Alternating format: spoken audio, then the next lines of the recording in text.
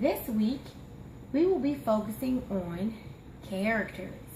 We want to look at whether our characters are round or flat. Something else we want to think about is irony. Dramatic, verbal, and situational irony takes place in our stories, especially looking at a wall of fire rising. Now, we have some cultural writers for this week.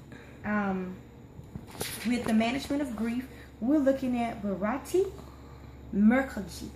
Okay?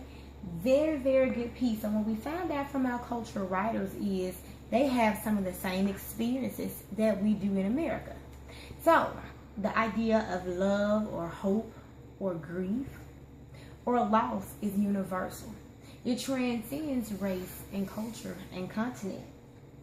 I want you to think about, with the management of grief, some tragedies that's happened right here in America that parallels the incident that happens in this story.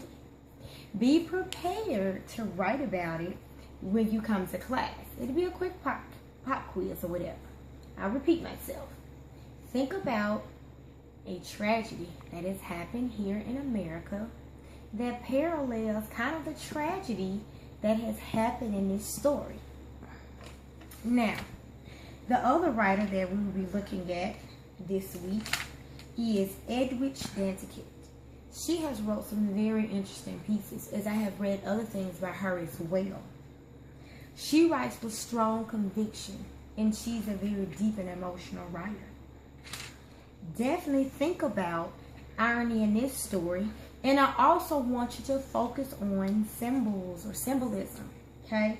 There's a little bit of figurative language in here as well. So that's the focus for this short story.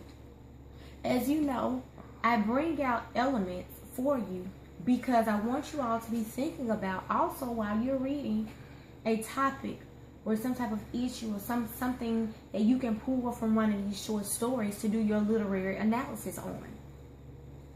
Just as I discussed last week when we talked about theme, sometimes it is a symbol, or it is the actual theme itself, or it's the setting, or it's a character that you use to build your analysis around.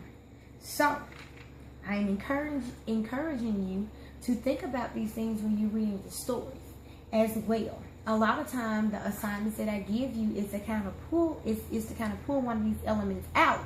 So therefore, it's kind of getting you to thinking, getting your mind wrapped around something that you can write about. Other than that, be prepared for class.